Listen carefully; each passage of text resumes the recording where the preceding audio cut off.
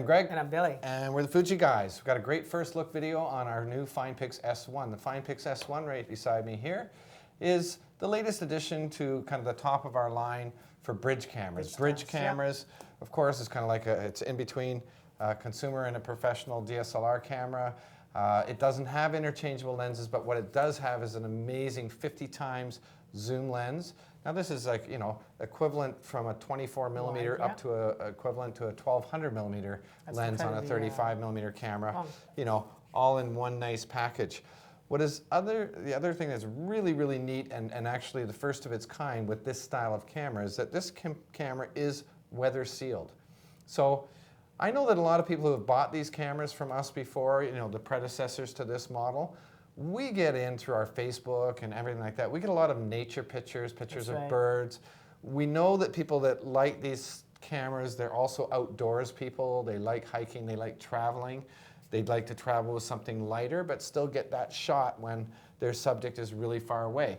So add to that now this incredible new feature of being weatherproof and not worrying about having to run back into the cottage or run back home once it starts raining or something. You can still enjoy nature while it's raining and still take pictures, in fact, beautiful pictures. And it's not just rain, it's the dust as well and particles that can frozen, actually get in. Yeah, freeze-proof, dust-proof, and weather resistance for rain. So I think that's an incredible, add to that you've got full wireless remote control now with the new app for this one. Of course, Billy's going to go into some of these in the second and third videos, but a great new articulating screen, real high res.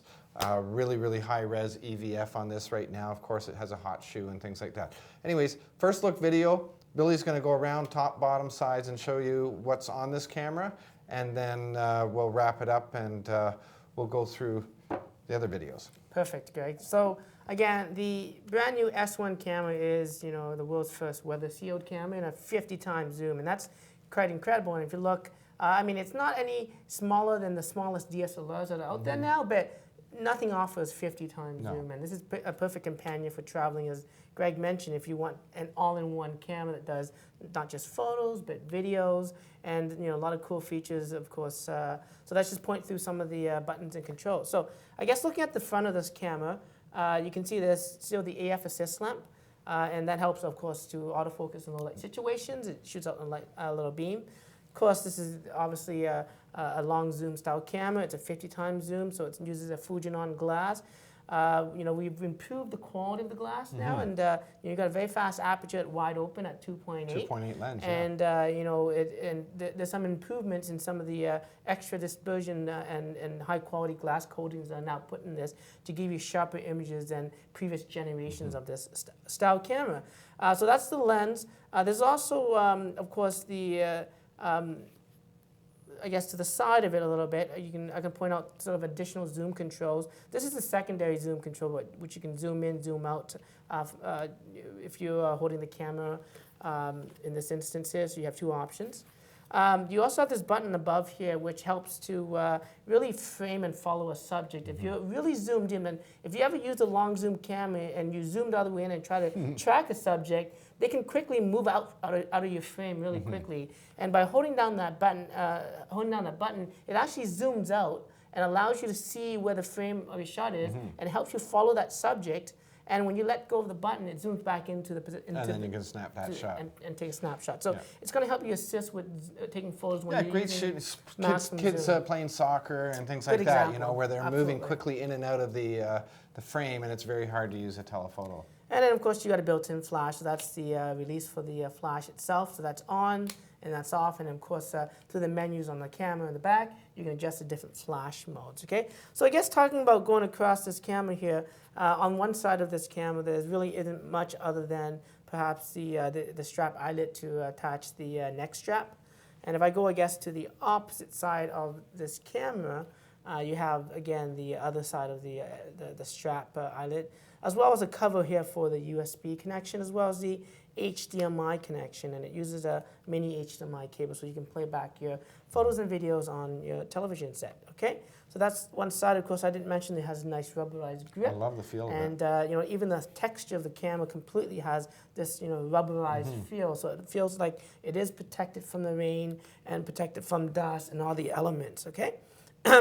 Looking at now the top of this camera, let's go through some of the controls. You got the shutter release button here. You also have the original zoom control, so you can zoom in, zoom out. So I showed you earlier about the side zooms, but you also have the one on the top as well. And it can be configured for different speeds. So Yeah. you know, if you're doing videos, you want it slow Nice and slow and steady for video, and when you're shooting action, you want to get in and out quickly. So it's nice to have the two options. That's correct. Then you have some buttons like the access to the high-speed shooting modes that allows you to shoot, you know, up to 10 to 11 frames 10 a frames second. per second Very, at very full fast. resolution, yeah. And of course, there's things like multi-exposure, so some creative actions that you can get from there. You got the exposure compensation dial that allows you to, you know, overcompensate a scene if it's too dark or it's too bright. You can adjust that by using that and using the directional pads to adjust that, or the command dial, sorry. You got your on and off switch. Beside the on and off switch now, of course, you have a little LED light that it just tells you if it's writing to the card or the flash needs to Yeah, if charge you're up, waiting for flash. so that's ready to shoot. And of course, just beside that, I wouldn't say it's kind of on an angle, is the EVF LCD button, and it toggles the displays. And maybe I'll talk about that as I get through this camera. You got the left and right stereo microphone. It offers, you know, full HD video, 1080p, which is great. You also got this hot shoe here, and it comes with the plug. So obviously, you want to kind of have it on to prevent, you know, any dust and anything to get in it. If you're not using an external flash, it supports Fuji's TTL flashes, all the flashes that we currently offer. And if you want to get a little bit stronger, shooting in low light situations, that's where you would want to use an external flash. And because it's TTL, that means that this camera is going to do all the work for you. It's going to recognize the scene, the exposure, and fire the flash accordingly to what it sees. Okay, and then I guess that's really it on this side. Let's take a look quickly at the bottom of this camera. You got your standard tripod socket mount. Of course, it attaches to any tripod that's available out there. You got your battery cover here. And if you open it up, you have access to two things. You got your rechargeable batteries, an NP85, and I think it gives you about 300 to 350 shots per charge, which is quite nice. Of course, if you are traveling, I always recommend you pick up an extra spare. For sure. It accepts, you know, SD, XE cards, you know, up to, I guess, 64 gigabytes. And if you're doing full HD videos, potentially you want to get the fastest card that you can afford. And that's just that. You have a little speaker down here. That's basically the built-in speaker to play the audios from the video. Now, looking at the back of this camera, of course, as Greg mentioned earlier, you got this nice tilting or articulating LCD screen. So it allows you to shoot when you don't want to use the LCD. You can protect that from the elements. Or you can obviously do some self-portraits and self-videos if you want to flip it, of course, forward. But it's fully articulating, so it's great for shooting up high, down low. Okay, just above the screen, of course, you got the electronic viewfinder. And the great thing about some of the Fuji cameras is that we still offer that option, and it helps you really see the picture and allows you to hold the camera properly, especially for a long zoom camera. A lot of cameras these days are taking those options away, and you end up having to hold the camera out like this in order to actually steady your shot. And this is always a big benefit for me. If I'm looking at this style camera, these are some of the things I look at.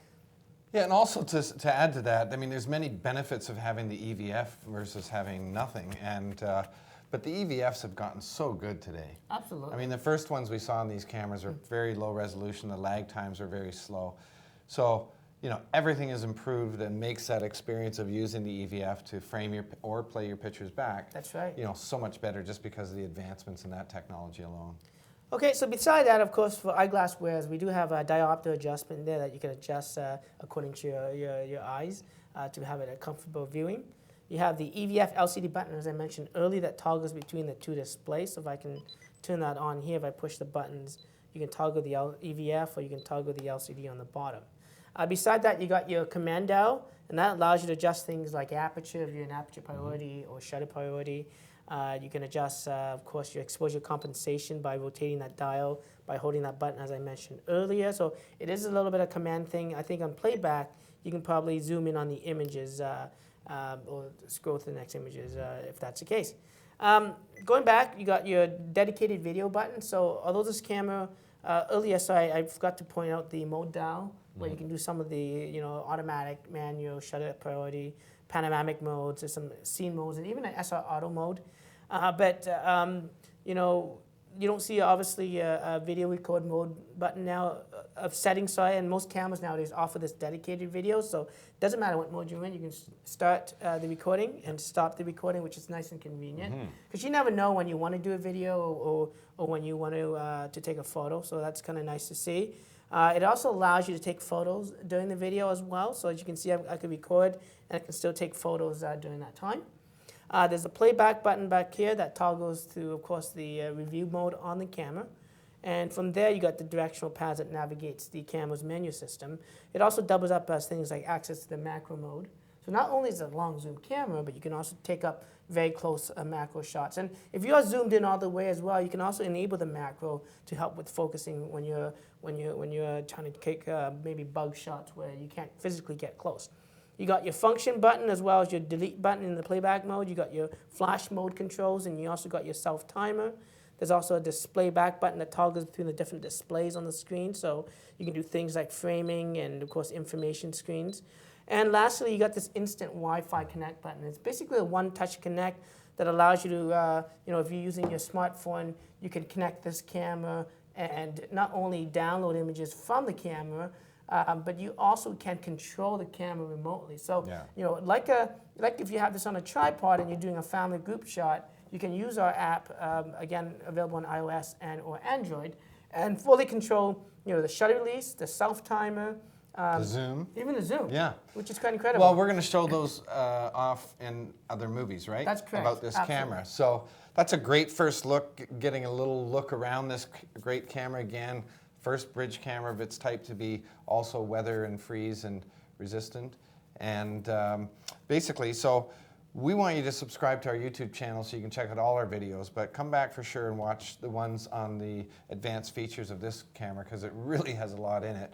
Follow this guy on Twitter. And until next video, I'm Greg. And I'm Billy. And we're the Fuji Guys.